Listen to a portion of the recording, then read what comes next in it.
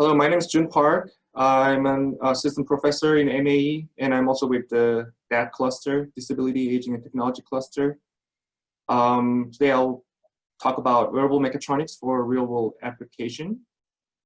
I'm directing a wearable engineering and assist robotics lab, Wearable. A little bit of background on myself. I received my Ph.D. in Columbia University in 2016.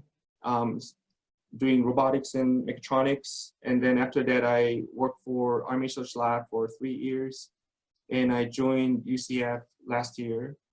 So it's been a little over a year now.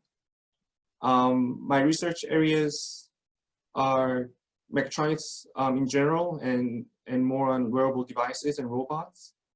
In the past, I was involved in NSF and DARPA-funded project, developing and evaluating rehabilitation and assist robotics.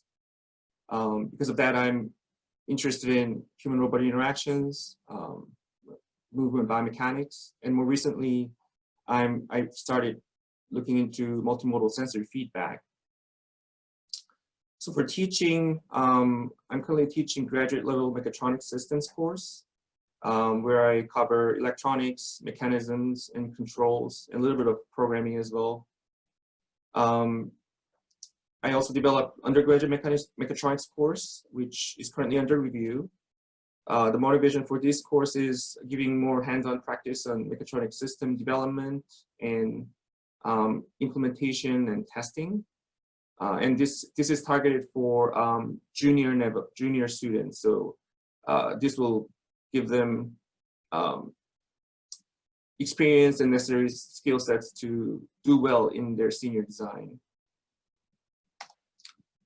So the mission statement of my work is research and development of wearable devices and assistive robots for enhanced utility, intelligence, and human device system performance. So the field that I'm working on is highly interdisciplinary, where I have to take into account for many different aspects of engineering and science that involve mechanical and electrical and computer science, as well as human sciences as well.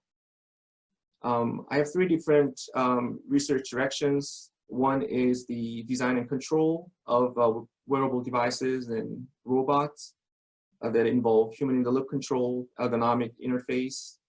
Area 2 is sensing and learning, which I utilize wearable sensor networks and also use statistical and learning-based modeling methods to extract useful and relevant information from these sensors to be used for health monitoring or used as a feedback to control wearable robots.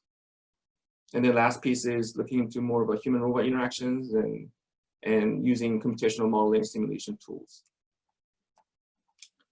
So the first project that I'm going to share is cable-driven upper body exosuit. This is related to the first area, design and control. The motivation behind this work is wearable robots that are out there to provide assistance and rehabilitation on the upper body. They do not employ myoelectric control, meaning the robot doesn't really know what the person is trying to do, as well as the state, like biomechanical or physiological state of a person. So the human-robot interaction is very limited. Also, as you can see in these figures, they are either heavy or bulky or wall-mounted, more of a laboratory equipment. So wearability and portability is very limited. So, which then, practical usability of these devices or robots is hard to be transitioned to clinical settings or real-world application. So we are currently working on cable-driven bilateral arm exosuit. And the research question, that there are 2 research questions for this project. One is, can a cable-driven upper arm exoskeleton or exosuit assisting in 6 degrees of freedom while maintaining full range of motion, portability, lightweight, low profile, and etc. Another piece is how to utilize electromyography sensors to detect muscle activation and muscle fatigue, as well as inertial measurement units to get the real-time body movement data to be able to incorporate users' movement intent, as well as muscle force and fatigue in the control loop, so that overall it can improve the adaptability to various tasks, as well as achieve better human-robot interaction.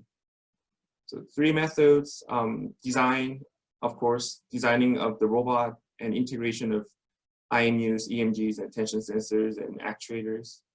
Developing a controller that implements a muscle model using EMG inputs and use it as a feed-forward term to realize human-in-the-loop control.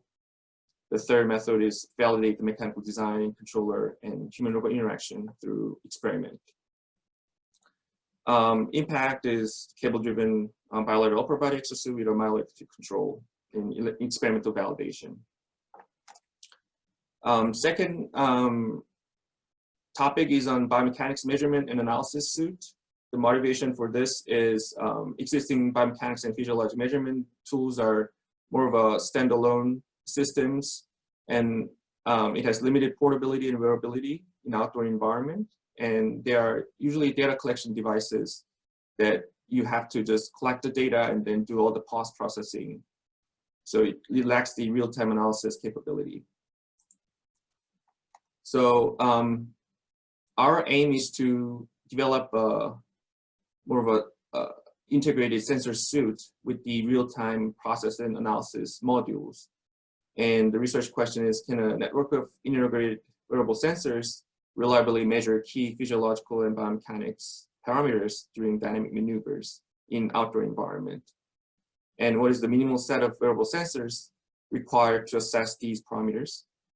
And how to develop an accurate and robust real-time process analysis and prediction models, leveraging statistical and machine learning methods.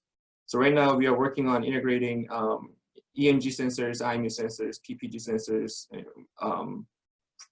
pressure installs, and other physiologic and environmental sensors connected to a microcontroller, which will then all connected to the single board computer. And then we have this custom software that built that has real-time engine analysis engines that will give us these outcome variables like movement intent recognition, range of motion, and physical demands, and state detection, and so forth. So outcome would be fully integrated sensor suite with real-time processing analysis capability for use during dynamic movements in unconstrained environment.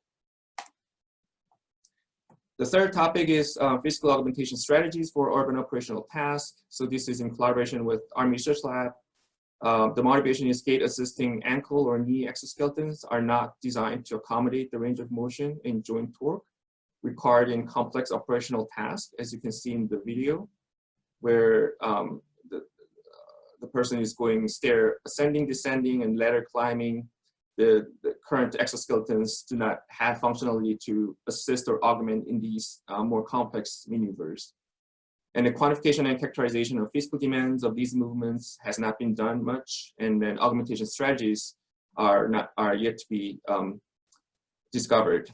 So research question is, what experimental data and metrics can be used to inform physical demands of highly dynamic tasks, and how to identify augmentation opportunities which would benefit most from physical augmentation? And another question is, where on the body and when should the augmentation be provided? So for example, if you look at this high wall jumping over, should we provide augmentation at the knee, or at the knee, ankle, or the hip, and at what timing? So those are something that I'm interested in looking into and currently working on, using rigid body dynamic model and then musculoskeletal modeling and simulation tools. So outcome would be viable and validated augmentation strategies for these complex tasks, and then also design and control strategies. So research outlook for the short term, I have, in addition to these 3 topics, I have several other research items that I've been working on by students. So the short-term goal will be solidify these research objectives, rationale, and approaches, and clearly articulate the impact and outcomes, and then start collaborating or kind of find collaborators within UCF as well as within the DAT cluster, and then start writing grant proposals. Long-term goal will be building a sustainable lab with several grants to support research and students, and have made accomplishments in the field of wearable robot design and controls, as well as most of my work is engineering and development. So I'm interested in technology transfer of the working research prototypes. Teaching, as I mentioned, I'm hoping to teach 3000 level mechatronics course, because I've been giving mechatronics workshops to my group before pandemic hit us. And then after that, I've been using online software, which provides more of a virtual environment for mechatronics and embedded system development, which has been working pretty well. So based on these experiences, I wanted to give more accessible and hands-on experience to undergrad students to learn the mechatronics system via online and in-class laboratory sessions, and also plan to develop advanced robotics and manipulator course. For service, I'll be always happy to serve the department, college, and cluster as committee member, and wants to contribute more to the cluster. Outreach and education, I currently mentoring high school students, and then yeah, other technical committee and editorial boards for scientific organization and journals, and last, advising and mentoring. So I want to thank FCI and DAT, the college and the department, and Dr. Palace, Dr. Bihal, and Dr. Reynard for their mentorship. And these are some photos from my research group.